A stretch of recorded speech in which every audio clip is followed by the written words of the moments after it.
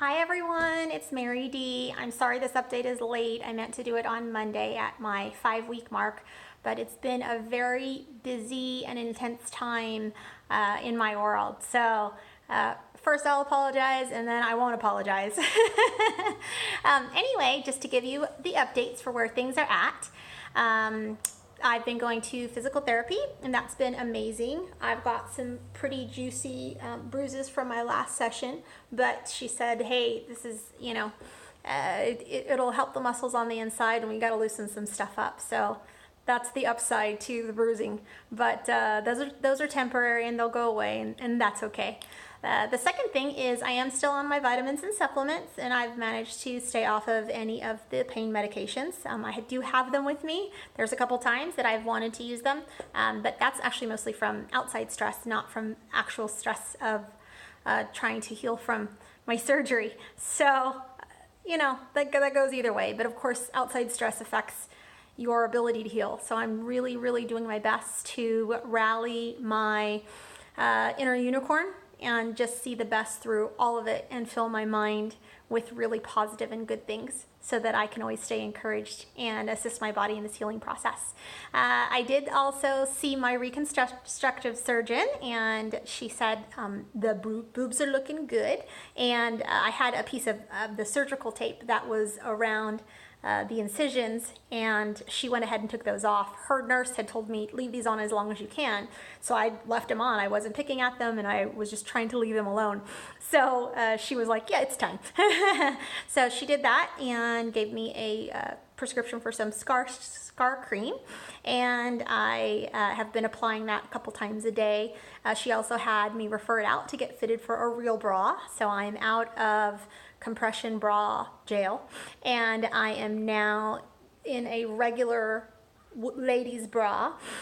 She said that the bra actually, it's very important for me to wear it for the next 6 months because it will help shape the implants. And by shaping them, she means right now they're like sports bra boobs, right? They're all kind of right here and hard and stuck. So they're going to start to loosen up, and I can actually already tell they're loosening up a little bit more. They're a little more pliable than they used to be.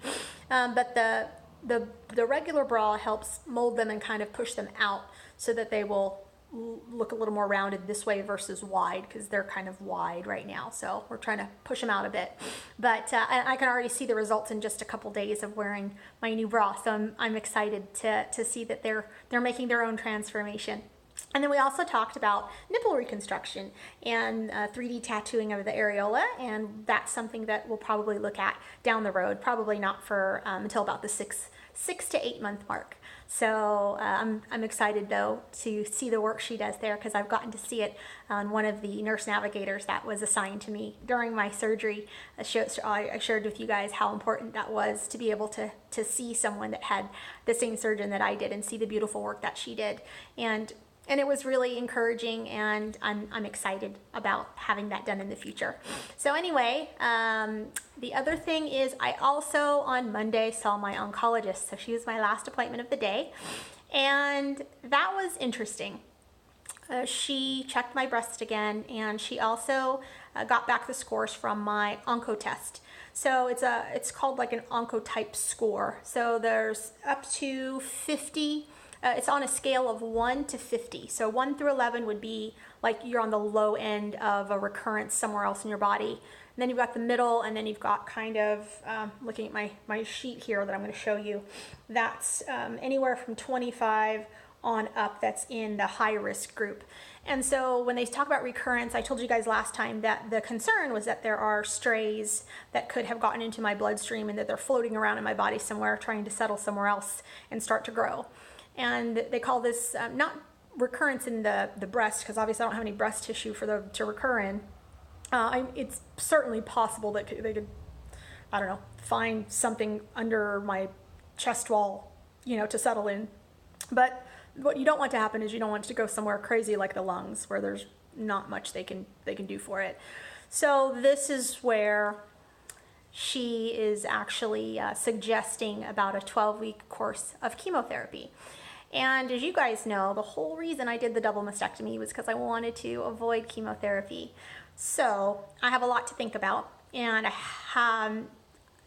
there's a few things that have to happen before I can have chemotherapy. And number one is they have to do a heart test to make sure that the heart is strong enough, because one of the very unfortunate parts of side effects of chemotherapy is that you are filling your body with a poison, and it's literally going directly into your bloodstream, and that's really, really hard on your heart. And so if your heart is not strong enough, then there's got to be a different plan. So that's the first thing. So the next step on my list is I'm going to get a heart test.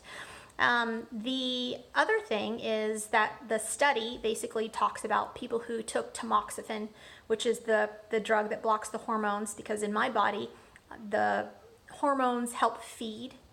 It's not the hormones themselves, but how the hormones transport is what helps feed the type of cancer that I thought they cut completely out of my body and got rid of.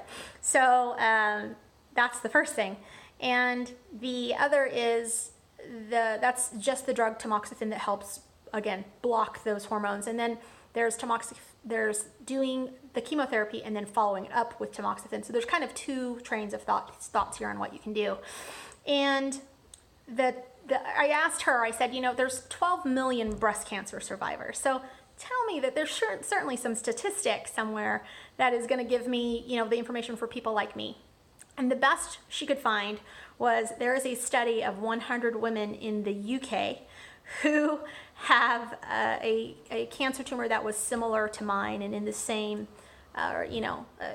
is basically very, very in the same category and the same type and the same age range, ethnicity, all that good stuff. And it's out of the UK. I don't know how old it is, but she's really basing her suggestions for me on what I should do next based on that study of 100 women. And I'm like, okay, what about these 12 million women with breast cancer? I know it's not 12 million different kinds of breast cancer, and I totally understand that breast cancer is different for every person. I get that.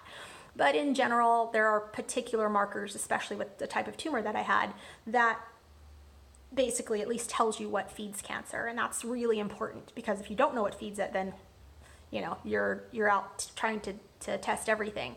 Whereas with mine, it's very specific. So we actually know, so how do we starve it, right? And how do we starve it permanently from showing up again anywhere? So this is what basically my little chart looks like. And so you can see it's like a bell curve, right? And so it's giving you the different markers all the way to 50. And as you can see, my score is a 22. Of course, it's right in the middle. So I come into that medium range. And so that's where she is basically saying there's a chance of, it's called distant recurrence. So there's a chance of distant recurrence. Who knows? It could or couldn't. The other thing is she could not definitively tell me that there is definitely cancer floating around in my body. So it's one of those, there could be, but the truth is that every single one of us have genes that can go sideways and create a cancer.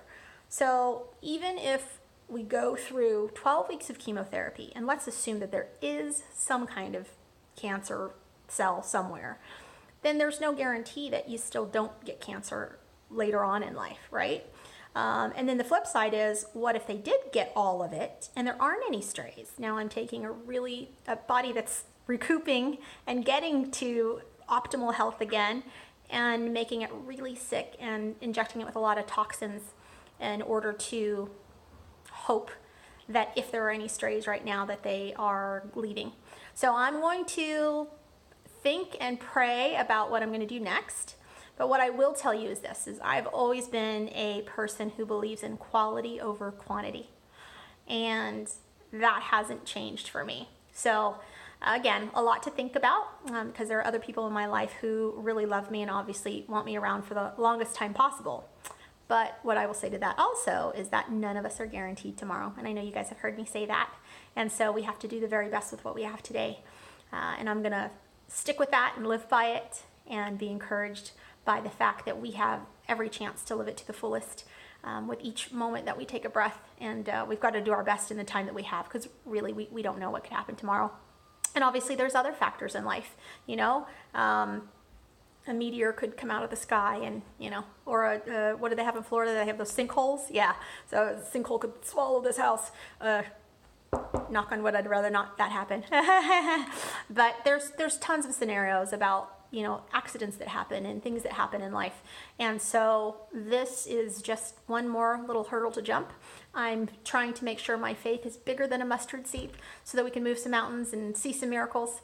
And other than that, just dealing with life in general, but trying to remain with a positive outlook and do the best I can in that way.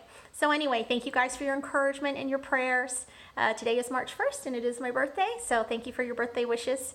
And I appreciate all of you and your love and your support, and share a positive journey with anyone else that you know that is going through this process. And I wish you blessings and health and peace. Till next time. Bye, guys.